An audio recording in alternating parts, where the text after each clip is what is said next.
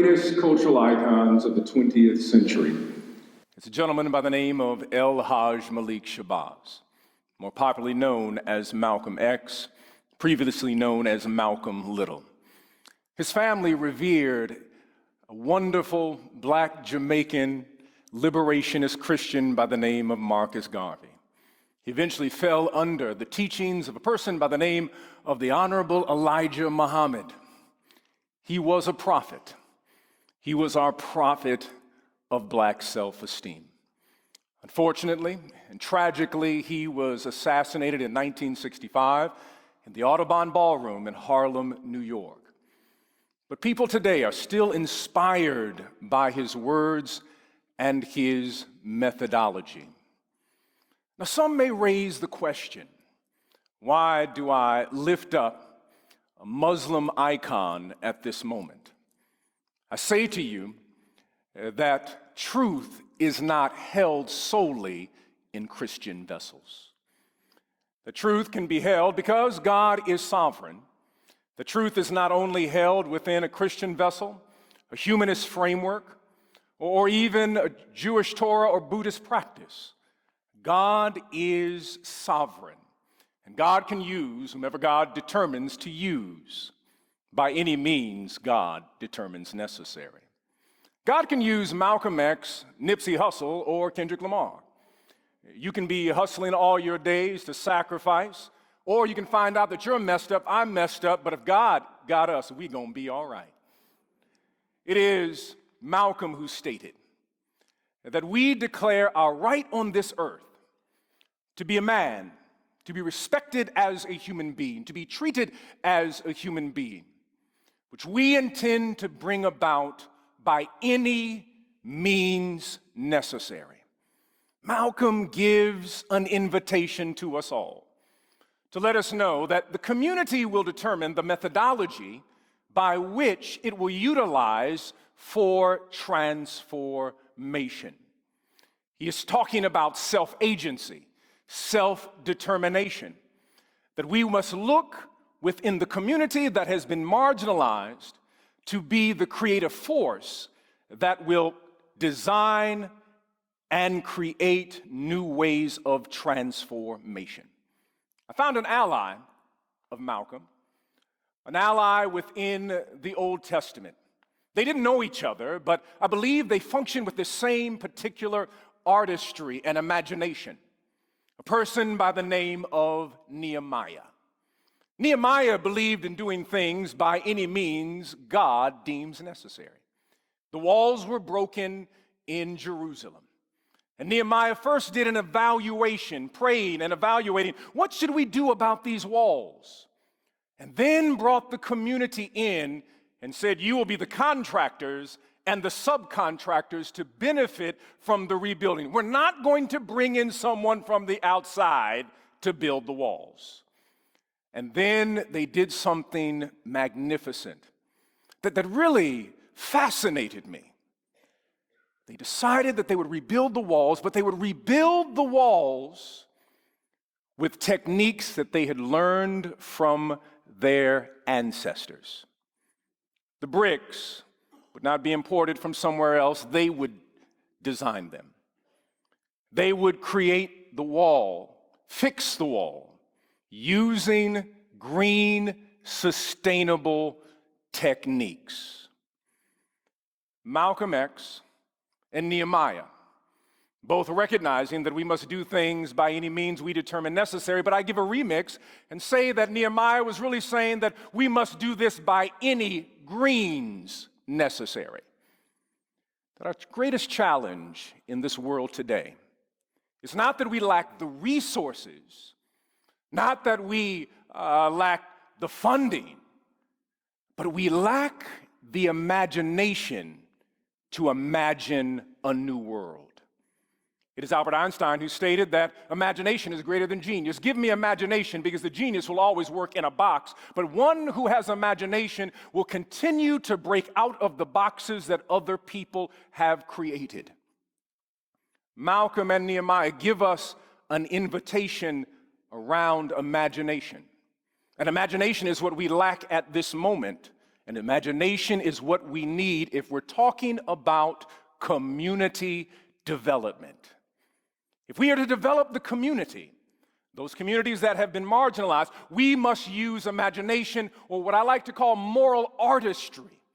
And the African American community historically has utilized moral artistry, moral imagination, to look in the face of despair and say, I refuse to take hold. It is within the African American community that we brought forth into this country a unique and new perspective in reference to faith. Many will say that they are Christian, but in the African American community, it is known as black religiosity or black spirituality, and it is older than Protestantism, and it reminds Western Christianity that it did not come from the West, but it has African roots. It is Howard Thurman who would probably call it democratic mysticism, the recognition that every human being has the mark of the sacred upon them.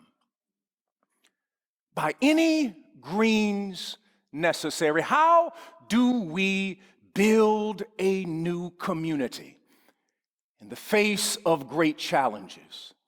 Maybe within our own network in Chicago, we have a perspective that can assist us in terms of using moral artistry, moral imagination, and saying by any means necessary. I serve at a church on the south side of Chicago. Come by if you can. And there in that church, we made a decision that we were going to be a part of the rebuilding of our community, using a framework known as by any means necessary. Let me share a story with you. Right down the street from our church, there is a library known as the Carter G. Woodson Library. It has the largest collection of African American literature in the Midwest. But this local library was falling apart. It had a scaffolding outside because I guess the city of Chicago, when they got their contractor, didn't do the correct job. They were afraid the bricks were going to fall on people's heads, so they put a scaffolding out there. The scaffolding had been out there for 20 years. It had been out there so long that people assumed that the scaffolding was a part of the architecture. And so our Community Development Corporation, along with several other organizations, got together and said that we want this library rebuilt, renovated. So we met with the Library Commission, and they came to us and said, we appreciate you all so very much. We love the collection of this library, but we don't have the money to rebuild this library. Our Community Development Corporation, just like Nehemiah, had already done the inspection and had done the research and pulled out a piece of paper and said, well, according to your records, you built 5 libraries, but none of them were in black communities. We want you to know that we are well aware that your spending priorities are not on the South Side. We exited the meeting. I turned and said, oh, by the way, when is your next Library Commission meeting? He said, next week. I said, thank you very much.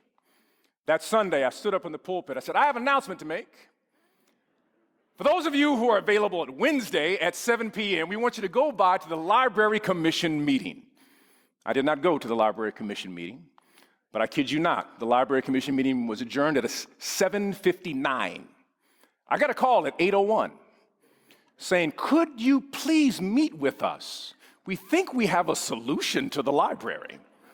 You must understand, nobody goes to a Library Commission meeting unless you are a Dewey Decimal nerd. That's the only reason you go. But yet, several hundred people showed up with one single question, that the library, Carter G. Woodson, that has the largest collection of African American literature, is falling apart. They met with us, and then they said to us, we want you to know we found the money. We have a grant for $10 million to rebuild the library. We stopped them right there, and we said that's not enough. Because the people in this zip code have to rebuild the library. The people in this zip code have to benefit from the rebuilding. So what you must do is find a contractor who looks like us. You must utilize green techniques, but also use people from the mass incarceration system so they can be trained. They looked at us and said, we've never seen anything like that before. We said, well, we want to share with you that we did the same thing at our church. When we renovated our church, we used these same principles in order to rebuild our church. We used green. We used people from the mass incarceration system, and we had people from our community. Long story short, the library was built with that three-pronged strategy. But we did not stop there because we were committed to our community. We also purchased homes that were delinquent, tax delinquents, and we used that same framework to rebuild those homes. The homes that we purchased for about $30,000.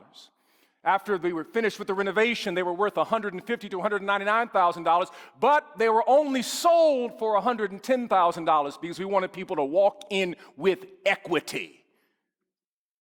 We didn't stop there.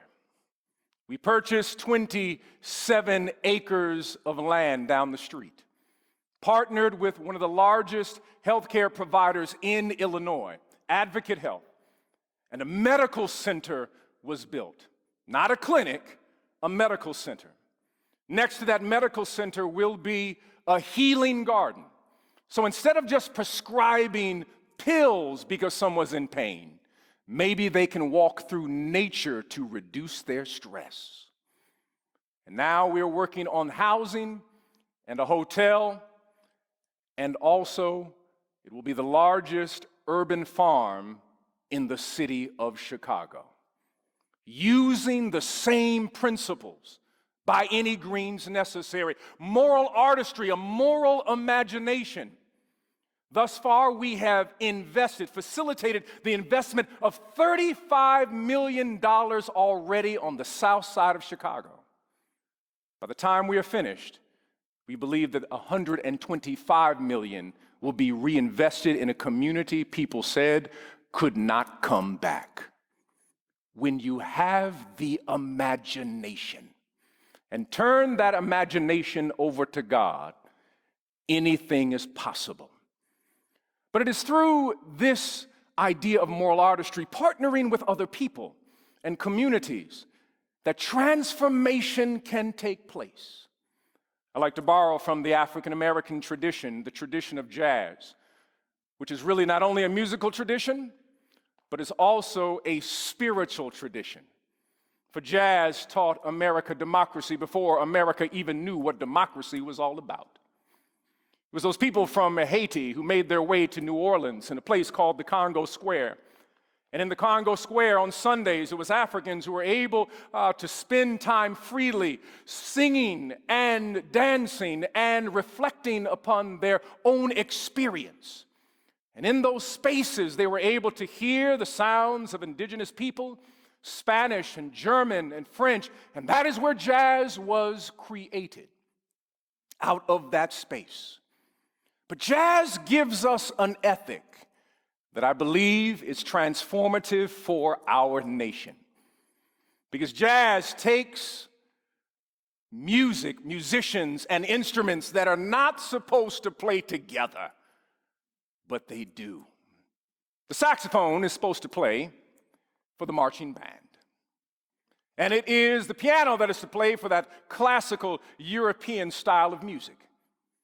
The drum is not to play polyrhythms that come out of the African tradition, but simply a 1-2 marching sound. And if you play the bass, you are to play it with a bow, not with your fingers.